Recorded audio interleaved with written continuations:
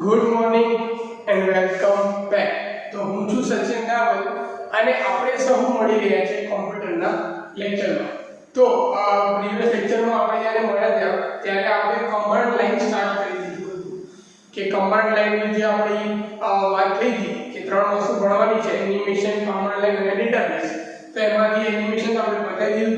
Command લાઈનમાં પહેલું chapter છે 6 નંબરનું ચેપ્ટર, મતલબ કે છઠ્ઠું ચેપ્ટર, એ આપણે સ્ટાર્ટ કરી દીધું. એના વિશે વાત પણ કરી હતી કે સૌથી વધારે મેઇન ઇમ્પોર્ટન્ટ થિંગ શું હતી, એ જરૂરી કેમ છે, એ આપણે જોઈ લીધું. હવે એને કઈ રીતે યુઝ કરીશું, એક બે કમાન્ડ આપણે જોયેલા, બરાબર. પણ હવે આજે હું એવું વિચાર્યું કે આપણે એવું કરીએ કે પહેલા થિયરી ભણીએ, પછી પ્રેક્ટિકલ કરીએ. તો એમાં શું થશે, કોઈ વસ્તુ રહી જાય. એટલે આપણે શું કરીશું કે ભાઈ જોડે જોડે બંનેનું કામ કરાવીએ, બરાબર. મતલબ કે શું કે થિયરી પણ ચાલે અને જોડે જોડે આપણું પ્રેક્ટિકલ પણ ચાલે. એટલે શું થાય, બંને વસ્તુ આપણી જોડે ચાલતી થઈ જાય, બરાબર. હવે જેમ મેં તમને કીધું કે હવે આપણે જોડે લિનક્સ હોવું જોઈએ. હવે આ જે ચેપ્ટર્સ ભણવાનું છે એના માટે આપણે લિનક્સ હોવું જોઈએ. લિનક્સના અંદર તમે કામ કરી શકો, બરાબર. પણ મોસ્ટ ઓફ મેં વિચાર્યું કે શું છે કે પહેલા તમે લોકો સ્કૂલ આવતા હોય એટલે તમને અહીંયા લેબમાં બધી જગ્યાએ શું અવેલેબલ મળી જાય કે ભાઈ આપણે લેબમાં લિનક્સ પણ અવેલેબલ છે, વિન્ડોઝ પણ અવેલેબલ છે. પણ મેં એવું વિચાર્યું કે હવે આપણે સ્કૂલ નથી આવી શકતા અને આવી સિચ્યુએશનમાં આપણે હવે ભણવું છે, તો આપણે શું કરી શકીએ? તો આપણે બેસ્ટ વસ્તુ એ કરી શકીએ કે આપણે હમણાં માટે આપણે એવું કંઈક રસ્તો શોધીએ કે આ કમાન્ડ પણ ચાલે અને આપણે જે ઘરમાં વિન્ડોઝ આપણે જોડે જે છે લેપટોપ અને કોમ્પ્યુટર જેના જોડે અને જે એકચ્યુઅલીમાં પ્રેક્ટિસ કરે છે, તો એને એકમ કામ ચાલતું જાય. બીકોઝ કે મને ખબર છે જ્યાં સુધી મોસ્ટ ઓફ કોઈના પણ ઘરે લિનક્સની ઓપરેટિંગ સિસ્ટમ હશે નહીં. અગર કોઈના ઘરે લિનક્સની ઓપરેટિંગ સિસ્ટમ હશે તો બેસ્ટ છે, એ બુકમાંથી કમાન્ડ જોઈને પણ કામ કરી શકે. પણ મોસ્ટ ઓફ ના ઘરે વિન્ડોઝ જ હશે, જેમ કે વિન્ડોઝ 8 હશે, વિન્ડોઝ 10 હશે, કોઈનામાં કોઈ જૂનું વર્ઝન હશે તો વિન્ડોઝ 7 હશે. તો આવી સિચ્યુએશનમાં શું થાય કે હું અગર અહીંયા શીખવાડું પણ તમે પ્રેક્ટિસ ના કરી શકો. જેમ કે સિન્થિંગની વાત હતી તો એવું હતું કે મેં તમને કહેતો હતો અને મને આશા છે કે તમારામાંથી બહુ બધા કદાચ એની પ્રેક્ટિસ કરી છે કે ભાઈ હા, આ પ્રેક્ટિકલ આવી રીતે થયું, મોશન થયું, એનિમેશન થયું, ઓબ્જેક્ટ આવી રીતે હલે છે, ફોટો આવી રીતે આવે છે, પ્રિવ્યુ આવી થાય છે. મતલબ કે આ બધી બધા પ્રેક્ટિસ જોડે જોડે કરી. તો કમાન્ડની પણ તમે જોડે જોડે પ્રેક્ટિસ કરો.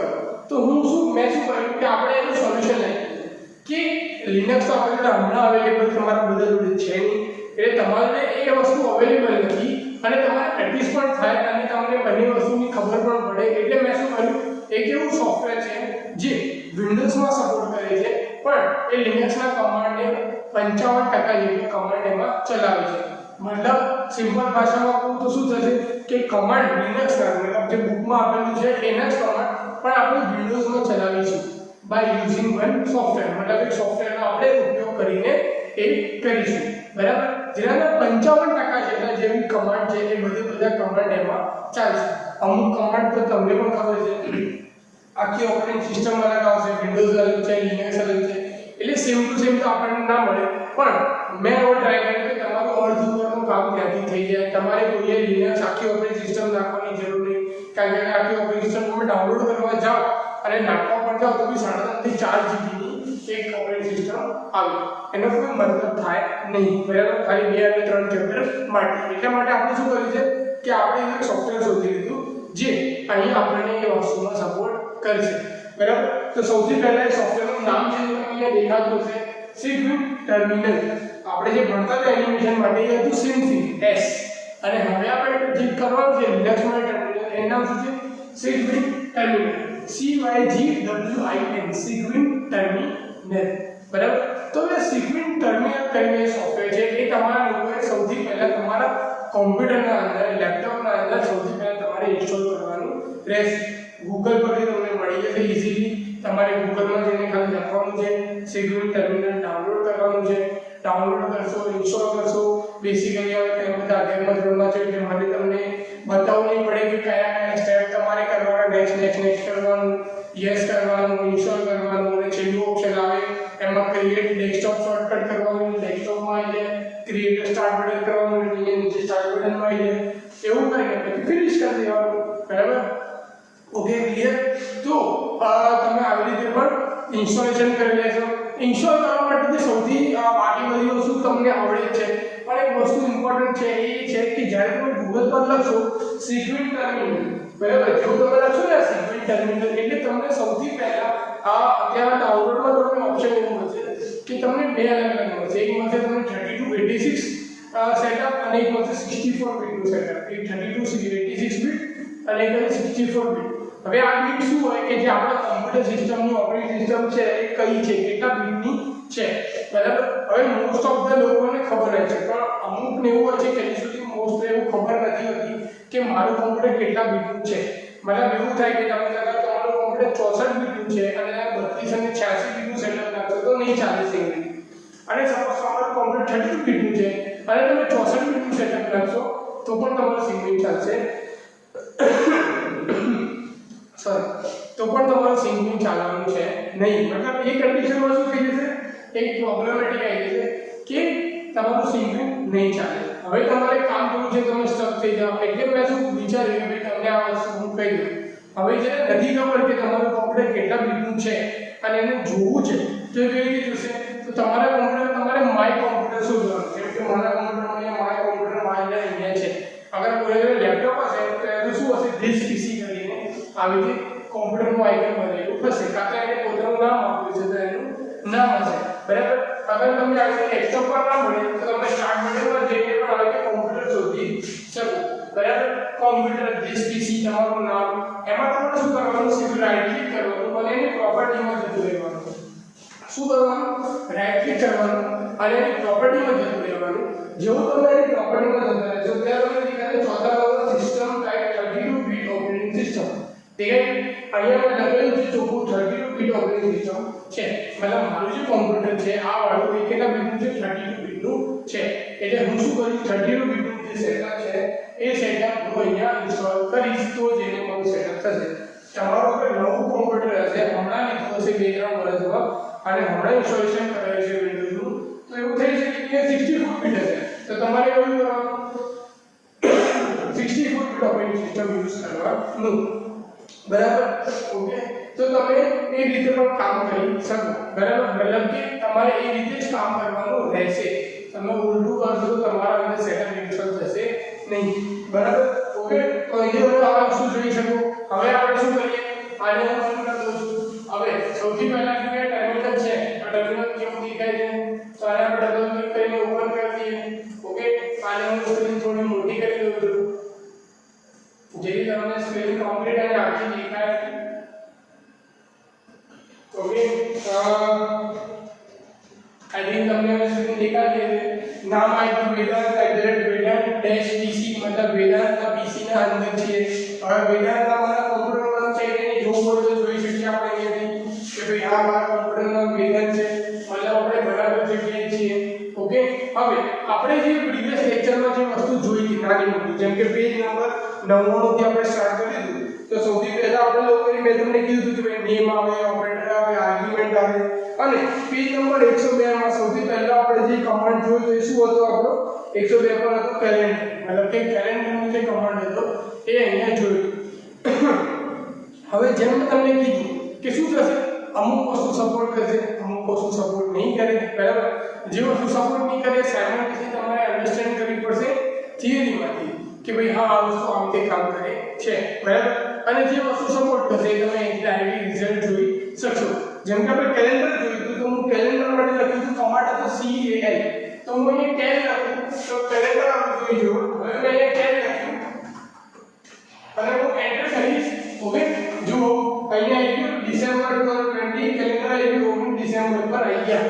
જેમ મેં તમને કીધું કે બુકના અંદર જે છે જે બુકની ધ્યાન છે અહીંયા જે 19 ડિસેમ્બરનું એ કેલેન્ડર આપેલું છે. હવે સપોઝ હું મારા કોમ્પ્યુટરમાંથી કે ડેટ કે ટાઈમ ચેન્જ કરું, બરાબર, તો શું થાય જોઈએ. હવે અહીંયા આપણે ડિસેમ્બર છે બધા દેખાય છે. હવે હું અહીંયાથી નીચેથી મારા કોમ્પ્યુટરમાંથી ડેટ બદલી દઈશ હમણાં માટે કે હું એવું કરી દઉં હમણાં કે 16 તારીખ, ચલો, બરાબર, કે 17 તારીખ આપણે એવું આપી દઈએ કે 16 કે 17 તારીખ આપણે અહીંયા ગોઠવી દઈએ. મેં 16 તારીખ આપી હમણાં માટે અને હવે હું અહીંયાથી ઓકે કરી દઈશ. ઓકે, હવે હમણાં માટે 16 તારીખ કરી કે 3 દિવસ પહેલા બુધવાર પર આવી ગયા આપણે. તો હવે જો શું થાય, અહીંયા હું ખ્યાલ કરીશ અહીંયા 16 તારીખ પર દેખાય 17 તારીખ કરીશું 17 તારીખ પર જતું રહેશે જો જેવું અહીંથી ચેન્જ કરીશ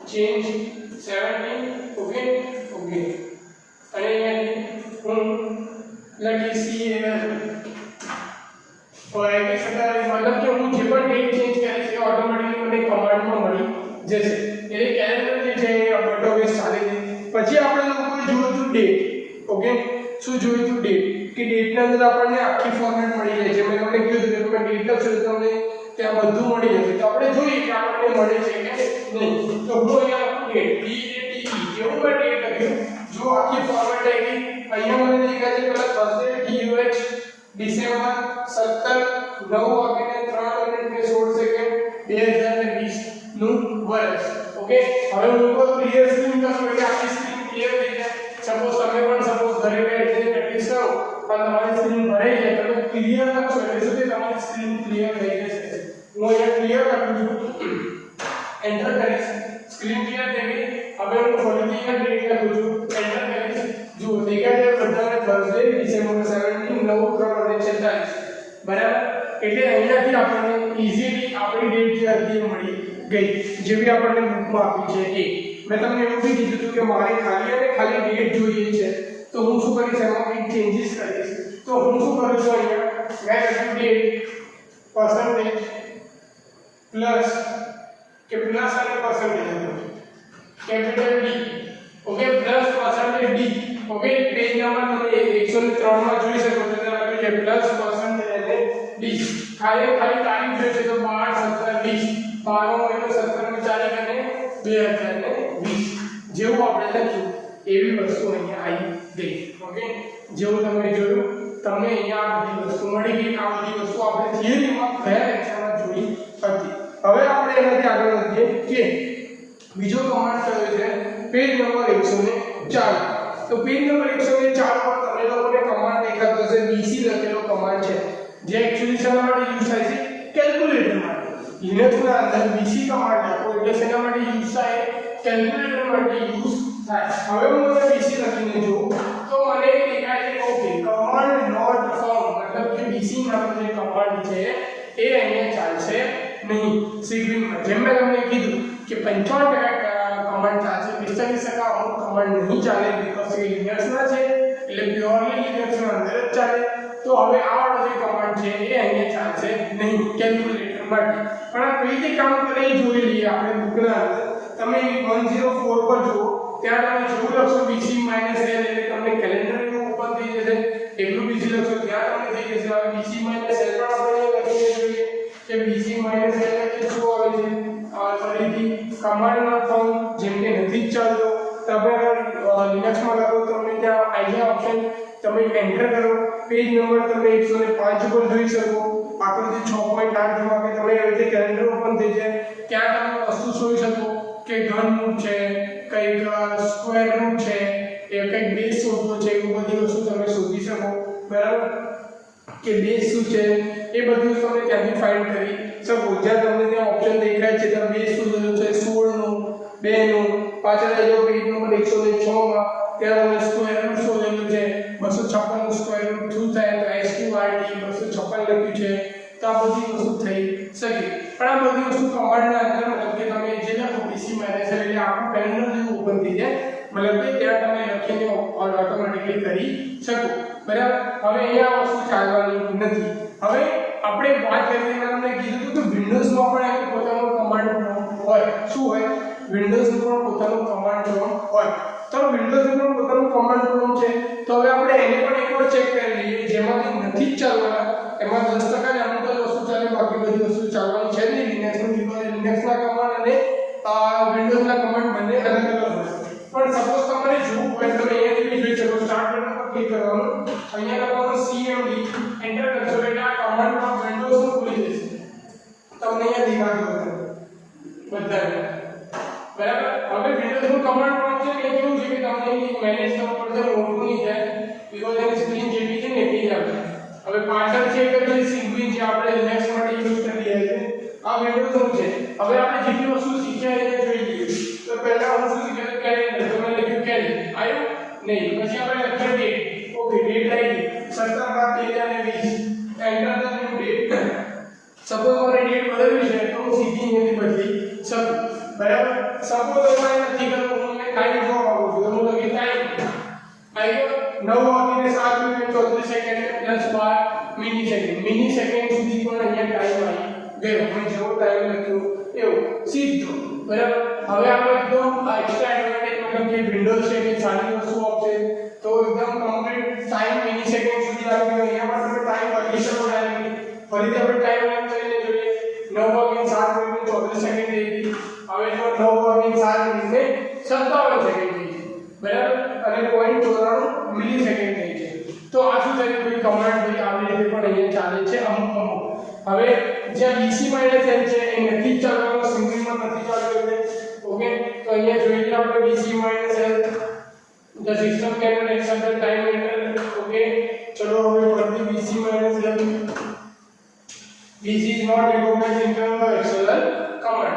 ઓકે, પણ હવે કેલ્ક્યુલેટર માટે હું અહીંયા લખું CL જેવું હું એ કેલ્ક્યુલેટર ઓટોમેટિકલી કેલ્ક્યુલેટર ઓપન થઈ જશે. શું થશે, જેવું અહીંયા કમાન્ડ લખ્યું એવું કેલ્ક્યુલેટર ઓટોમેટિકલી ઓપન થઈ ગઈ, બરાબર. એટલે હું એ રીતે પણ કામ કરી શકું. જેમ કે મેં ક્લોઝ કરું, ફરીથી હું અહીં લખું કેલ અને એન્ટર કરીશ. જો તમને દેખાય CALC જેવું લખ્યું, હવે હું ખાલી શું કરીશ, એન્ટર દબાવું છું. ઓકે, જેવું મેં એન્ટર દબાવ્યું કેલ્ક્યુલેટર ઓપન થઈ ગયું. મતલબ કે જે આ BC માં નથી ચાલતો, વિન્ડોઝ નો પોતાનો કમાન્ડ છે કેલ એ ત્યાં ચાલે છે, બરાબર. એટલે કે આ વસ્તુ તમારે આ તમને ખાલી બતાવવા માટે બતાવ્યું, આ તમારે ભણવાનું નથી, પણ આ તમને બતાવ્યું કે સપોઝ તમારે વિન્ડોઝમાં અંદર કમાન્ડ પ્રોમ્પ્ટ જોવું હોય તો તમે CMD લખો અને આ રીતે એમાંથી જોઈ શકો, એમાંથી આ રીતે કામ કરી શકો. આ વિન્ડોઝના કમાન્ડ અલગ છે. આ ખાલી તમને બતાવવા માટે કર્યું કે ભાઈ તમે આ રીતે પણ કામ કરી શકો. ઓકે, મેં સિંગલમાં પણ ક્યાંક લખ્યું તો પણ કેલ્ક્યુલેટર ઓપન થઈ ગયું. તો સિંગલ તો શું છે, વિન્ડોઝનું એક સોફ્ટવેર છે જે લિનક્સના કમાન્ડને સપોર્ટ કરે છે, એટલે વિન્ડોઝના બી કમાન્ડ એની અંદર ઓટોમેટિકલી ચાલવાના જ છે.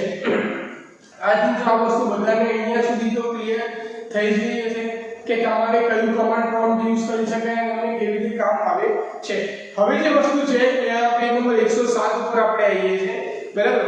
જે એક્ચ્યુઅલી સોરી એના પહેલા 106 ઉપર આપણે એક વસ્તુ મિસ આઉટ કરી દીધી, જે છે ડિસ્પ્લે ધ મેસેજ. મતલબ કે મેસેજને જો, બરાબર, હવે કોઈને મેસેજ લખવો છે, મતલબ કે મારે કોઈ મેસેજ પાસ કરવો છે તો હું કઈ રીતે કરીશ, યાદ રાખવાનું ઇકો થી મેસેજ પાસ થાય છે ને, એટલે ઇકો થી, બરાબર. હવે જેમ કે હું એને સ્ક્રીન ક્લિયર કરી દઉં પહેલા. હવે હું લખીશ અહીંયા ઇકો. હવે ડબલ કોટ્સમાં હું લખીશ કે hello welcome to all. Okay, મેં લખ્યું હેલો વેલકમ ટુ ઓલ. હું જો એન્ટર કરીશ મેસેજ એટલે હેલો વેલકમ ટુ ઓલ, મતલબ કે જે મને મેસેજ પાસ કરવો છે એ મેસેજ સિમ્પલી આવી જશે. આજુ નામ લખો, સપોઝ મારે કંઈ મોટું કામ કરવું છે તો હું શું કરી શકું કે હું અહીંયા જે તમને આપ્યું છે દેખાતું $cost = 10, મારે કોઈ વેલ્યુ આપી છે એને મારે અહીંયા કરાવી છે. જેમ કે ડોલર છે, હવે ડોલર ને કશું યાદ રાખવાનું કે જ્યાં ડોલર બધા આગળ લગાવી છે, પણ આપણે જ્યારે સિગ્નેચર છે એમાં બાય ડિફોલ્ટ ડોલર લાગેલું હશે પહેલાથી, એટલે તમારે બે વાર નહીં લગાવવાનું તો નહીં ચાલે. જેમ કે તમે લખો cost = 10, બરાબર.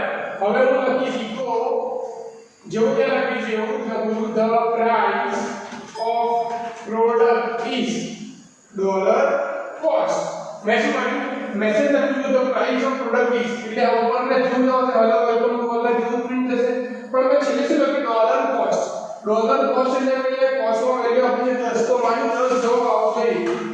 the price of product is 10 આવી ગયો ઓટોમેટિકલી. $cost ની જે વેલ્યુ હતી મેં ઉપર આપી હતી અહીંયા આવી ગઈ, બરાબર. આપણે હજી વસ્તુ કરી જોઈએ. હું અહીંયા લખું એજ, અહીંયા હું લખું યર લખું, ચલો યર 2020. ઓકે, હવે જો તમે છેલ્લે સેમિકોલન આપો ના આપો તો બી ચાલે, આપો તો બી ચાલે. ઓકે, તમારા ઉપર છે, તમારે આપવું નથી આપવું તો ગમે તે તમે કરી શકો. હવે this is a dollar year. Okay, year, બરાબર. હવે મારે શું લખવું છે, this is a 2020 year એવું મારે લખવું છે. તો મેં કીધું કે this is a dollar year મતલબ કે 2020 આવવું જોઈએ અને પછી યર આવવું જોઈએ. ધીસ ઇઝ અ 2020 યર આવી ગયું બરાબર. ખબર પડી એટલે કે હું કોઈ જગ્યાએ કોઈ વેલ્યુ સ્ટોર કરી શકું અને પછી એને હું આપી શકું બરાબર. એટલે પછી હું એને વેલ્યુ આપી શકું રાઈટ. તો તમે ઇકો ના અંદર આ રીતે પણ કામ કરી શકો છો. તમે ઇકો ના અંદર આવી રીતે પણ આગળ કામ કરી શકો, મેસેજ પાસ કરી શકો, કોઈ વેલ્યુ સ્ટોર કરી શકો અને ઘણીને કોઈ તમે ડિસ્પ્લે પણ કરી શકો. હવે આપણે આવી જઈએ પેજ નંબર 107 પર. હું આ સ્ક્રીનને ફરીથી ક્લિયર કરી દઉં. હવે પેજ નંબર 107 માં વસ્તુ છે ચેન્જિંગ ઓફ પાસવર્ડ, જે આપણે કરવાનું નથી પણ આપણે હું તમને અહીંયા બતાવી દઉં કેવી રીતે થાય. ઓકે. હવે સપોઝ માની લો તમારા કમ્પ્યુટરમાં તમે પાસવર્ડ આપેલો છે અને તમારે પાસવર્ડ બદલવો છે બરાબર. હવે તમે અગર વિન્ડોઝમાં છો તમારે શું કરવું પડશે? બેસિકલી કંટ્રોલ પેનલમાં જવું પડશે. કંટ્રોલ પેનલમાં જઈને ત્યાં તમારે પાસવર્ડ સિસ્ટમમાં જઈને બદલવો પડશે. હવે તમારે બીજા કોઈ કમ્પ્યુટર પર હોય ત્યારે તમને નથી જોવું કંટ્રોલ પેનલમાં, ડાયરેક્ટલી બદલવો છે તો તમારે કમાન્ડ લખવાનો સીધો શું છે કમાન્ડ પાસવર્ડનો કમાન્ડ શું આપેલો છે PASSWD મતલબ પાસવર્ડ તો WD. ઓકે. આવી ગયો ન્યુ પાસવર્ડનું ઓપ્શન. મતલબ તમે ડાયરેક્ટલી અહીંયાથી પાસવર્ડ સેટ કરી શકો. તમારે જે પાસવર્ડ સેટ કરવો હોય એ તમારે જે પણ પાસવર્ડ મૂકવો હોય તમે અહીંયાથી સીધો મૂકી શકો. હવે સપોઝ તમને એવું છે કે હવે અહીંયા ન્યુ પાસવર્ડનું ઓપ્શન એટલા માટે આવ્યું બીકોઝ કે આ કમ્પ્યુટરમાં કોઈ પાસવર્ડ આપેલો નથી. ડાયરેક્ટ ચાલુ થાય છે એટલે પાસવર્ડનું ઓપ્શન આવ્યું ન્યુ પાસવર્ડનું.